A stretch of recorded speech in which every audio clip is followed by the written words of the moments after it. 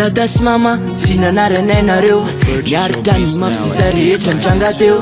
tady say asoeny tady say atsara nampianatra na imafy mba hitsinjony any afara tsy nitandroaine tsy mba nikafare fa tady say aso manananay le hoafy tsare ka fisaorana ny atolotra mba hosolo ny valy babe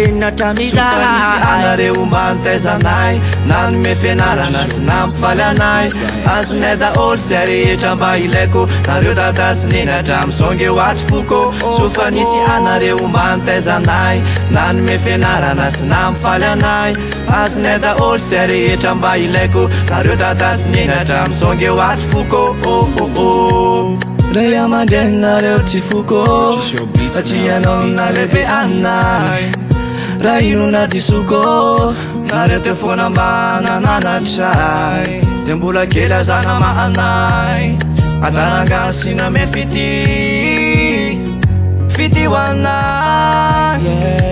sofa nisy anareo mba nitaizanay nanome fianarana sy nampifaly anay azonay daholy zay rehetra mba ilaiko nareo dada sy nenatra misonge hoatry foko sofa nisy anareo mba nitaizanay nanome fianarana sy nampifaly anay azonay daholy zay rehetra mba ilaiko nareo dada sy nenatra misonge hoatry foko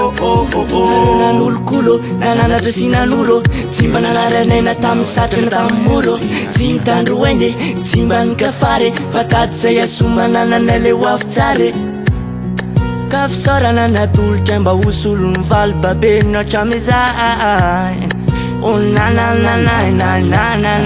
sofa nisy anareo mba nitaizanay nanome fianarana sy nampifaly anay azonay daholy zay rehetra mba ilaiko nareo dada sy nenatra misonge hoatry foko sofa nisy anareo mba nitaizanay nanome fianarana sy nampifaly anay azonay daholy zay rehetra mba ilaiko nareo dada sy nenatra misonge hoatry foko